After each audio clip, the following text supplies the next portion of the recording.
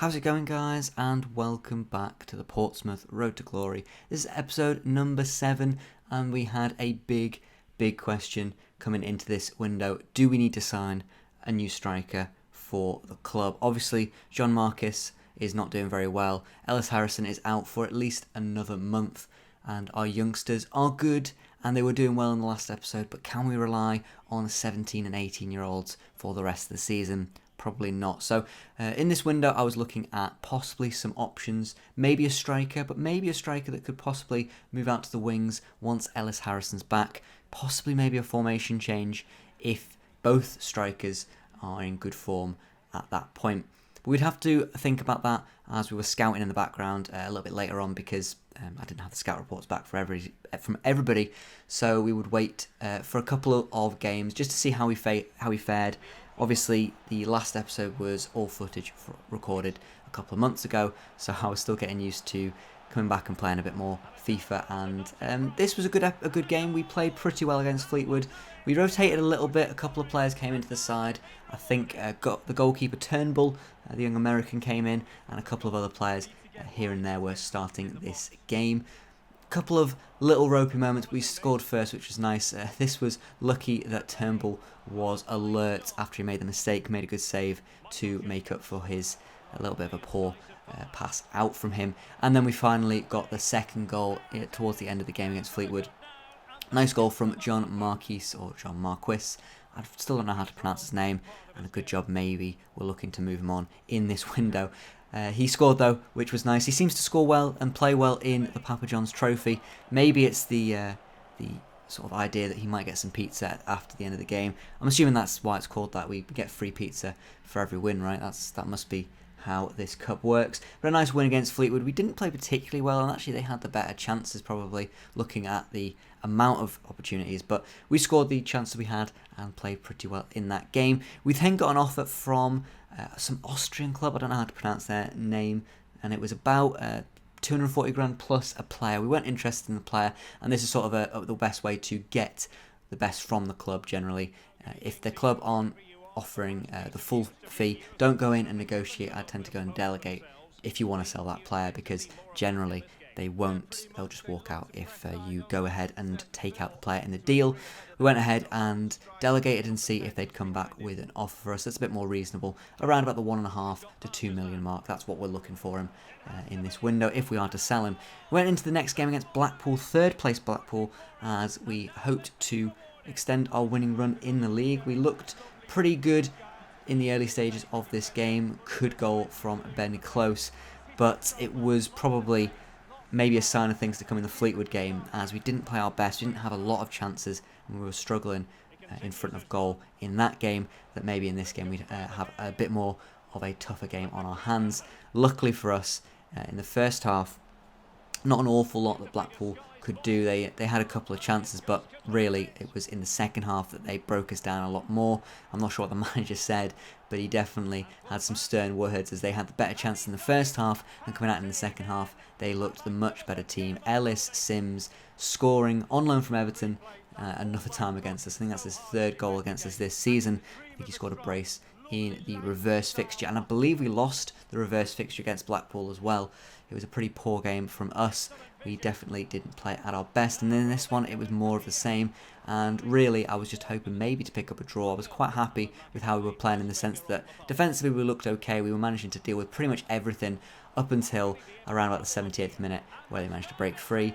We were trying to track the run from the man in the box, and I wasn't really paying attention to the player that broke through, Hamilton, and he went ahead and put the ball in the back of the net. And it was probably a deserved win, to be fair. We weren't at our absolute best. I don't think we deserved to necessarily lose by a massive margin, but I think Blackpool deserved to edge it, and in the end it was a very nice win for the Northwest side.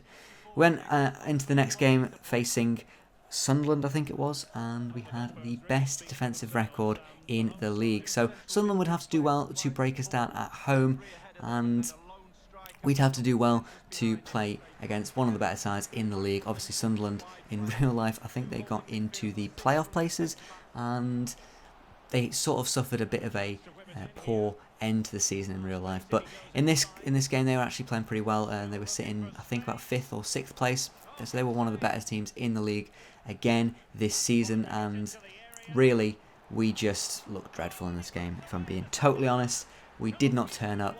We didn't really look like we were going to score many goals, and the chances we had really were half chances, if I'm being honest. A couple of little moments where we probably could have maybe taken the chances that we had, but honestly, it was just really poor. Goalkeeper had some good saves, but overall, the best chance really was us hitting the post from about 30 yards out with our captain, Tom Nail. It was a great strike by him, and he doesn't score many, but it's a fantastic hit, and I think he probably had the keeper beaten if that was on target. It wasn't though, and sadly we would look the worst team in the second half, as towards the end of the second half they had a chance with Naboa, the goal scorer, but he couldn't put the ball in the back of the net, and he was their best player on the pitch, and he was by far the difference maker in this game. He scored the winning goal, and overall it was just a really solid performance by Sunderland. They kept possession, they limited our chances, and when we did have something, they managed to deal with it. So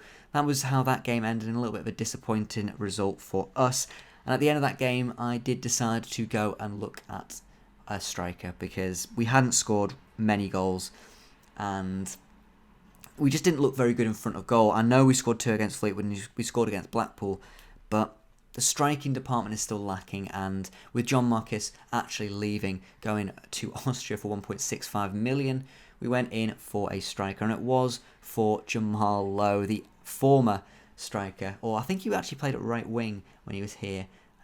I think when they were in League 2, I think it was. He got his move to Wigan. Didn't quite work out as well at Wigan, and then he got his move to Swansea, where I think in real life he scored 14 this season. So he's played pretty well, and I know this is not necessarily the most realistic signing. 1.5 million is a lot of money to spend, but we gained that money in the sale for Marcus, and I think Jamal Lowe is going to be a fantastic player for quite a few years at this club. Yes, it's high wages, but he took a pay cut coming down, and it means that he won't be asking for more wages when we get promoted next season, if we get promoted based on the run that we've had in January. But when we get promoted, I'm sure he won't be asking for many pay rises, at least for another year or so. So I think this is a really good signing for the future. Yes, he's 26 and he might not grow massively, but I think Jamal Lowe could be a fantastic signing, and welcome him back to the club. You know, he made over 100 appearances at the club and played exceptionally well. I believe he was, I think, player of the season in the League 2 season. He played very well, at least from what I know. And looking at things on Twitter, he is still relatively involved with the club. He still tweets occasionally about them, and I think Portsmouth might have a special place in his heart. You know, he spent many years at the club, so I imagine he'd be willing to come back if we were getting promoted. And I don't think he was playing too many games for Swansea in-game, which is the more important part of that transfer. Went into the next game, and it was up against Wimbledon. Obviously, this side had beaten us previously in the season as well. I think it was a 1-0 win at home for them, and we wanted to avenge that result. Sadly for us, just couldn't carve out a chance again. We definitely played a little bit better than the Sunderland game. We had a couple of good chances, one here from Jamal Lowe, but he just couldn't put it past the goalkeeper. He made a good save, and towards the end of the game, Longman plays the ball into Joe Pigott, and it was a good shot, but sadly just went wide for them, and the final chance fell to Wimbledon. Pigott does well, puts the ball, lovely back heel, on a plate for, I can't remember who it was, but for their striker. And in the end, Wimbledon win 2-0 away from home, and that is the third successive defeat in a row in the league. And this was starting to become more than just a blip. It was looking pretty worrying. We actually played probably better in that game, much better than the Sunderland game, like I said. We just couldn't put the ball on target, and I know it's going to take a bit of time for maybe Lowe to settle. I haven't quite decided if we maybe need to go for 2 up front if we're struggling to score. I don't fully know, but at the moment it's looking a bit dire. We went with a rotated team against Gillingham. Not like rotated in the sense of we were rotating because we were tired. It was more just trying out some different players. Cannon came in, Harness returned to the lineup, and Charlie Daniels made a rare start for us in centre mid. I thought maybe just a little bit more experience at a higher level of football would maybe help us, but it didn't really help us too much in this Gillingham game. We played pretty poorly. We didn't really get many chances in this one, and in the end, Gillingham had just a really solid performance. Captain Lee Brown, I think it was, or was it Lee?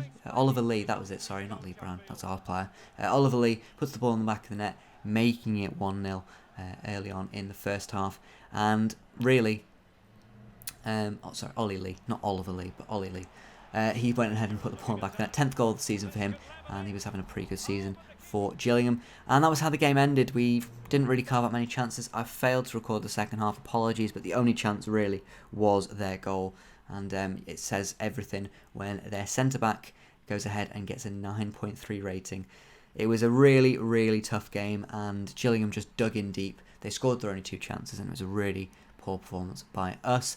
And as we got out of that game, we found out that Charlie Daniels will be leaving the club at the end of the season. He'll be going to the Polish side at the end of his contract. And that was it. We didn't make any more transfers. I didn't think we needed any. I know we lost a couple of players to loans being recalled, but we do have some players in the youth ranks that I'll be calling up if and when we need them. But that is going to be the end of the episode. Do hope you enjoyed watching. It wasn't a very exciting January transfer window. We did make a huge signing in Jamal Lowe coming back to the club for 1.5 million, and obviously Marcus leaving for 1.6 million. So a pretty large amounts of money moving about in League One. But that is going to be the end of the episode. Hope you enjoyed watching. Do leave a like if you enjoyed, and don't forget to subscribe if you are new. And I'll see you for the next episode of the Portsmouth Road to Glory very soon. So thanks for watching, and goodbye.